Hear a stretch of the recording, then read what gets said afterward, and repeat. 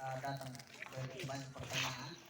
Kami sudah menjelaskan apa maksud dari seluruh desain kami di sini dan juga penak-pernik yang ada di salib ini.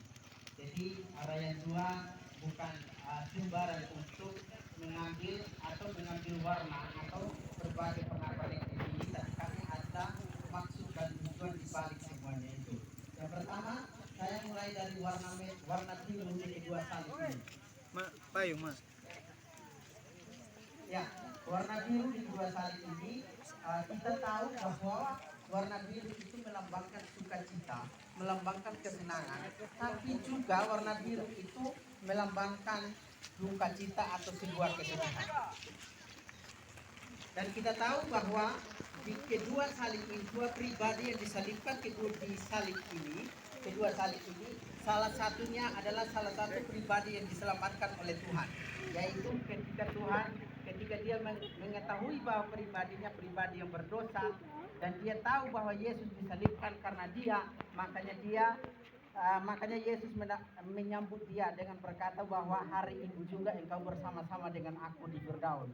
Itu artinya salah satu pribadi itulah yang mendapatkan sukacita yang melambangkan warna biru ini. Yang kedua, lambang warna biru yang pada salah satu salibnya mendapatkan kesedihan ketika pribadi itu tidak menyadari bahwa pribadinya yang menyebabkan Yesus harus tergantung di kayu salib ini. Makanya dia satu garis lurus untuk dia menuju ke neraka. Itulah lambang sebuah kesedihan dari warna biru. Yang selanjutnya warna merah di tengah sini. Warna merah adalah melambangkan sebuah keberanian. Ketika awal Yesus hadir di Taman Getsemani, memang dia merasa takut karena dia akan menghadapi berbagai tantangan perjalanan Via Dolorosa itu menuju Bukit Golgota. Tetapi sehingga sampai keringatnya Yesus ya seperti tetesan-tetesan darah. Itu menunjukkan bahwa ketika Yesus harus dikuatkan untuk penguatan dari Allah. Ketika dia memohon kepada Allah bahwa biarlah cawan ini lalu daripadaku. Tetapi Yesus tetap mengandalkan bahwa tetap pada kehendaknya Allah. Makanya dia siap dengan keberanian untuk menemui seluruh perjalanan jalan salib itu. Selanjutnya saya akan menjelaskan gambar-gambar kecil yang ada di salib ini. Kehadiran salib di sini simbolnya dari gambar-gambar ini, Bapak Mama. Jadi yang pertama dari burung merak. Burung merak melambangkan sebuah kesombongan dari manusia, sehingga manusia itu harus menyalibkan Yesus di kayu salib ini. Buat gambar yang kedua adalah gambar ular, menunjukkan tipu muslihat itu hadir di dalam hati dan pikiran manusia, sehingga harus menyalibkan Yesus di kayu salib ini. Gambar yang ketiga, gambar kura-kura, bentuk kemalasan dan rasa masa bodoh di dalam diri kita yang membuat Yesus harus disalibkan di kayu salib ini. Yang keempat, lambang kambing melambangkan seekor binatang yang keras kepala. Ketika kita merasa masa bodoh dan keras kepala, masa bodoh, pendeta terus berteriak dari mimbar untuk pertobatan kita, tetapi terkadang kita masa bodoh dengan firman itu, sehingga kita harus menyalibkan Yesus di kayu salib ini.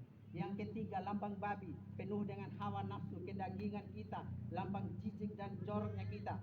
Bahkan firman Tuhan ada yang mengatakan bahwa anjing akan kembali kepada muntahannya dan babi akan kembali kepada kumbangannya. Itu menunjukkan pribadi kita yang terkadang kita kembali kepada dosa yang sama, yang membuat kita harus menyalibkan Yesus untuk sekian kalinya di kayu salib. Dan yang terakhir, lambang binatang serigala. Artinya ini seekor serigala, dia melambangkan seekor binatang yang suka mencuri.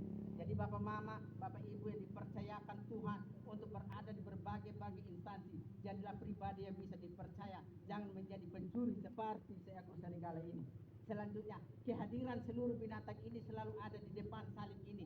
Dan kami pasang Rayyan 2 ada Alkitab dan juga lambang Roh Kudus. Ya, tentu saja kalau kehadiran seluruh dosa ini dalam kehidupan kita akan mengabaikan firman dan juga Roh Kudus yang selalu mengingatkan kita. Selanjutnya saya akan menjelaskan tentang mahkota duri. Mahkota duri itu melambangkan penghinaan terbesar kepada Kristus. Ketika manusia hanya fokus pada urusan duniawi, tapi mereka dan fokus Tuhan hanya berurusan pada urusan surgawi. Sehingga ketika kita mahkota duri itu dipasang di kepala, ketika kita menggunakan pikiran kita untuk hal-hal yang bersifat duniawi, maka kita akan terus memahkotai Kristus dengan mahkota duri itu.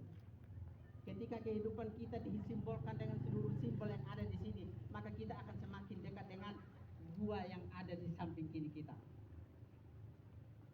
Itu makna dari seluruh pernak-pernik yang ada di salib, dan kami tidak memasang untuk kedua pribadi dengan kain kafan ini, kain berwarna ungu.